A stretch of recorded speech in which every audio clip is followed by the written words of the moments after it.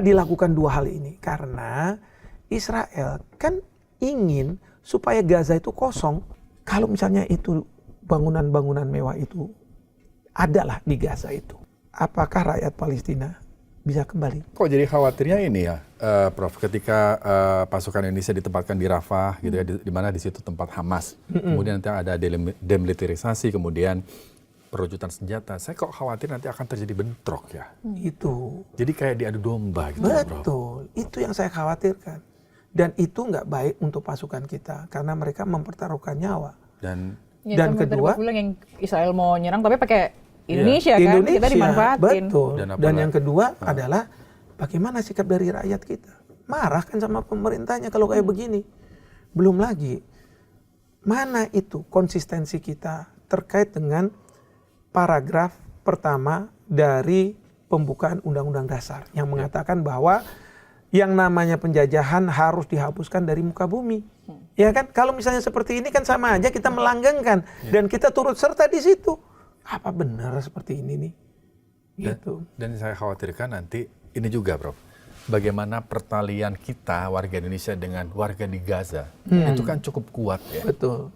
Jadi warga-warga di Gaza itu kan punya harapan besar terhadap Indonesia. Betul. Karena kita sering membantu mereka. Betul. Gitu kan.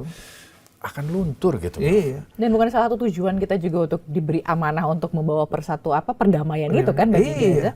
Jadi gini ya, pada waktu ada keinginan pengiriman. Awalnya saya lihat dari apa? Media di Israel, karena saya lihat kan, katanya media Israel bilang Indonesia akan menjadi negara pertama yang menyumbang pasukan, gitu kan. Nah setelah itu nggak berapa lama kemudian ada berita bahwa pimpinan TNI Polri diundang oleh Bapak Presiden. Setelah dari pertemuan itu Bapak Kasat mengatakan, oh iya kita akan menyumbang 8.000. Oh rupanya ini udah cocok nih.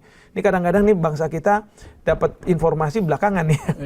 Kita malah dapatnya dari Israel gitu kan. Nah 8.000 dan Bapak Kasat mengatakan pokoknya kita akan kirim korps medis, korps kesehatan dan kemudian dari ZENI. Kalau ZENI itu urusan untuk rekonstruksi dan lain sebagainya buat jembatan gitu kan. Oke, 8.000. Nah pertanyaan saya nih, kalau misalnya mandat dari BOP yaitu melakukan demilitarisasi dan pelucutan senjata, apa cocok nih yang kesehatan dengan ZENI ini? Ya kan? Kan nggak mungkin. Mungkin Bapak Kasat masih berpikir udah kita cuman di Rafah kayak kemarin waktu Pak Prabowo jadi Menteri Pertahanan kan kita kirim juga tuh korps kesehatan banyak itu, tapi di perbatasan antara Mesir dengan Gaza di Rafah itu. Nah di situ kita beroperasinya, kita menyembuhkan orang dan sebagainya. Mungkin saya pikir ke situ kan. Dan mungkin Pak Kasat juga mikirnya seperti itu. Tapi kan enggak, ini dapat satu sektor. Belum lagi ZENI. ZENI itu kan urusannya rekonstruksi. Tapi pada waktu pertemuan di Davos setelah tanda tangan, itu menantunya Trump diberi kesempatan untuk mempresentasikan Gaza yang akan datang. Jared Kushner. Dia cerita, wah ini Gaza yang akan datang, ini hotelnya gede, ini mewah, resort dan lain sebagainya. Waduh, pokoknya keren lah. Oh, bisnis properti dong. Oh, iya, ya kan Trump kan kontraktor. Steve Witkoff yang jadi utusan khusus juga kontraktor. Jared Kushner juga kontraktor kan gitu kan. Jadi udah dibuatkan kayak gitu. Nah, sekarang saya berpikir, apa iya ZENI kita bisa dimintai bantuan untuk bangun kayak begitu? Kan nggak mungkin. Jangan-jangan karena di dalam pembangunan terhadap Gaza, rekonstruksi, itu ada fase-fasenya. Fase yang pertama adalah mengclearkan rebels dan lain sebagainya. Mengclearkan serpihan-serpihan, bongkahan-bongkahan. Lalu kemudian menutup tunnel-tunnel yang dipakai oleh Hamas gitu ya. Ya ampun, jangan-jangan itu yang ditugaskan ke pasukan kita. Kalau misalnya kayak gitu udah nggak bener. Ya, nanti kalau udah rapi semua, udah serpihan-serpihan habis serangan-serangan dari Israel udah dihilangkan semua, baru dibuang gitu yang gede. Ya, emang ngilangin kayak gitu nggak pakai duit, duit. Kali kontraktornya bilang ya udah, yang sana aja, kita nggak usah, kita langsung bangun. Udah gila kan? Belum lagi, kalau misalnya itu bangunan-bangunan mewah itu adalah di Gaza itu, rencananya sampai 10 tahun ya mereka develop itu. Pertanyaan saya, apakah rakyat Palestina bisa kembali untuk kemudian mendapatkan apartemen, rumah-rumah yang sudah dibangun itu? Ya, mereka punya duitnya nggak? Ya, yang saya khawatirkan lagi, baru-baru ini di parlemen Israel diperbolehkan di tepi barat, ini bukan di Gaza ya, di West Bank, untuk rakyat warga Israel membeli dan mendapatkan tanah-tanah dari orang Palestina yang sebenarnya sudah dicagar bahwa ini tanahnya Palestina. Sekarang diperbolehkan. Artinya apa? Berdasarkan undang-undang ini, pemukiman yang tadinya Israel, Palestina, itu sekarang bisa masuk. Nah sekarang kalau di Gaza dibangun hal-hal seperti itu, katakanlah orang-orang dari Palestina tidak bisa membeli ya rumah atau misalnya menyewa, lalu kan akan dibuka. Tawarannya ke siapa? Siapapun boleh. Yang pasti mau warga Israel. Belum lagi kalau pemerintahnya bilang, kalau kamu warga Israel, saya subsidi kamu kalau mau tinggal di sana. Artinya apa? Terjadilah pemukiman di Gaza, warga Israel. Kalau misalnya di dalam ininya, 20 poin Trump itu, di poin 19 itu dibilang bahwa nanti kalau suasana sudah kondusif, udah beres semua, maka rakyat Palestina bisa menjalankan hak untuk menentukan nasib sendiri. Katakanlah itu yang pas 10 tahun itu kan. Pertanyaan pertama adalah apakah banyak rakyat Palestina di sana? Yang kedua adalah jangan-jangan ada juga rakyat Palestina yang sudah merasa aman, sudah nyaman dengan apa yang dibangun. Udahlah, sama Israel aja juga nggak apa-apa. Kayak inget nggak Nes Daily itu yang content creator itu? Dia kan orang Palestina, Islam gitu ya. Tapi dia bilang, saya adalah orang Israel, katanya warga Israel dengan bangganya. Nah kalau misalnya terjadi seperti itu, katakanlah ada hak untuk menentukan nasib sendiri, saya yakin pasti mereka akan mengatakan lebih baik kita bergabung sama Israel. Dan itu mewujudkan apa yang diinginkan oleh Netanyahu, bahwa yang namanya negara Israel itu tidak hanya cuman yang sekarang ada, tapi mulai setelah dari Yordania sampai di Rafah itu semua, Gaza itu termasuk semua jadi Israel. Nah kalau kayak begitu caranya kan sama aja namanya penjajahan. Ya langgeng jadinya. Seperti itu. Prof, Anda melihatnya bagaimana sih peran diplomat Indonesia atau apapun ya yang memberikan informasi ke Pak Presiden Prabowo? Anda melihatnya gimana? Apa kurang maksimal atau informasinya terputus sehingga keputusan yang diambil ini banyak muncul tanda tanya gitu di masyarakat? Dan keterkesan tergesa-gesa juga nggak sih Mas Luki? Apa diplomat kita kurang atau gimana gitu, Prof? Itu juga. Karena saya masyarakat, banyak juga tanda tanya dari saya. Prof aja bertanya-tanya, apalagi kita ya Mas Rizky. Saya bilang, ini Kemlunya kemana gitu kan. Misalnya di forum-forum seperti ini ya, di podcast atau di misalnya televisi gitu ya. Kadang-kadang saya berharap mana nih teman Kemlu saya gitu kan, kok nggak ada. Iya kan, yang ada biasanya dari KSP gitu kan, yang bicara atau misalnya dari manalah begitu. Tapi nggak dari Kemlu. Padahal kan yang paling tahu mengenai masalah ini harusnya teman-teman dari Kemlu. Mereka sengaja nggak dilibatin atau seperti apa? Nah, ini pertanyaan bagus ini. Yang saya nggak bisa konfirmasi. Jadi, apakah tidak dilibatkan atau ada yang terputus, ya? Atau kalau misalnya dari pihak pegawai di Kemlu lah, para diplomat misalnya di situ, saya nggak yakin kalau mereka nggak sensitif terhadap masalah ini. Pasti mereka sensitif. Cuman tadi isunya, apakah akan dilibatkan? Apakah ada komunikasi yang terputus? Padahal Kemlu itu adalah institutional memory.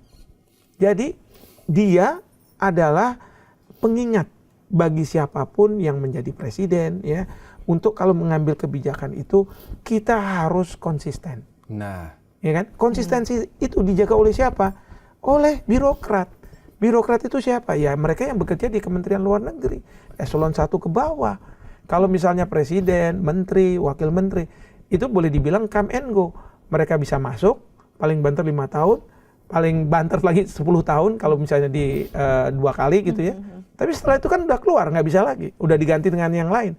Tapi yang menjaga kebijakan supaya tetap konsisten adalah para birokrat. Nah, Padahal ini ranahnya mereka juga betul. ya. Nah, itu kan tadi Prof bilang menjaga kebijakan di luar negeri katakanlah. Kan by memory ya, kita kan tahu bagaimana Israel. Ya kan? Israel banyak yang menyebut juga Israel adalah sebuah kalau bisa dibilang negara ya, negara yang suka mencaplok daerah lain. Betul. Kenapa nggak berkaca di situ? Gitu? Nah itu saya juga nggak tahu. Kalau dari teman-teman Kemlu sih saya yakin banyak yang paham, yang tahu dan selalu ingat mengenai masalah ini. Dan mereka juga tahu paham tentang pasukan perdamaian itu ketika kita menyumbang itu kriterianya harus apa dan lain sebagainya. Mereka pegang semua itu. Tapi pertanyaan kita, apakah dilibatkan atau ada komunikasi yang terputus sehingga apapun masukan itu nggak sampai kepada presiden begitu. Itu yang saya nggak tahu, saya nggak bisa verifikasi. Ya, tapi kan Presiden kemarin sempat mengundang ormas-ormas gitu kan untuk memberikan masukan. Yes. Kemudian selesai ketemu dengan Presiden gitu kan, banyak beberapa orang yang kemudian tadinya ngomongnya begini kok sekarang agak bergeser gitu ya. Termasuk para Menlu, pengamat internasional kan ya, mantan. Saya diundang juga. Ya kan? Nah, saya diundang, tapi saya takut berubah jadi. Baru nggak datang. Nggak datang ya. Tapi waktu diundang, undangannya apa itu, Bro? Iya. Ya undangannya untuk berdiskusi tentang masalah Palestina yang akan difasilitasi oleh Bapak Presiden, gitu. Prof kenapa nggak datang, Prof? Berarti kayaknya Martin Ini langsung freeze kita. Langsung freeze. Nggak ada kegiatan lain. Cari aman aja programnya. Tapi ya selain ada kegiatan lain juga saya sebenarnya gini ya. Saya takut gitu ya, kekhawatiran saya karena sebelumnya kan ormas Islam udah masuk ke sana dan MUI yang tadinya menolak akhirnya juga menerima. Saya khawatir juga, jangan-jangan akhirnya saya harus menerima dan itu nggak sesuai dengan nurani saya. Gini tapi juga sendiri ya. Tapi harus ingat ya, saya ini bukan oposisi. Ya, saya ini akademisi.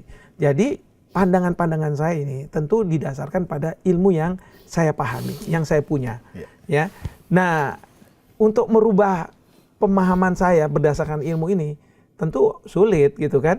Nah, tetapi ya itu tadi saya bukan oposisi. Artinya kalau pemerintah toh akhirnya misalnya tetap mau ada di BOP, ya monggo aja, saya nggak bisa apa-apa. Kalau misalnya pemerintah mau nanti menyumbang tetap pasukan, ya saya nggak bisa apa-apa. Yang penting saya sudah menyuarakan. Jangan sampai ada 280 juta, ada yang punya ilmu tapi nggak ngomong apa-apa kan gitu ya. Kalau misalnya benar nggak sih? Ya, sehat dong. Makanya yang saya katakan, apa yang saya sampaikan di sini itu bukan karena spekulasi, tetapi kan harusnya ada basis-basisnya ya. Saya misalnya lihat BOP, saya kan nggak kemudian BOP begini-begini tanpa lihat piagamnya. Saya lihat pasal-pasalnya, saya pelajari pasal-pasalnya, ya kan. Satu, terus kemudian saya lihat misalnya tren pada waktu Trump dilantik untuk yang kedua kali ya, masa presiden yang kedua kali. Itu sebelum dilantik, dia sudah mengirim yang namanya Steve Witkoff sebagai utusan dia di Timur Tengah.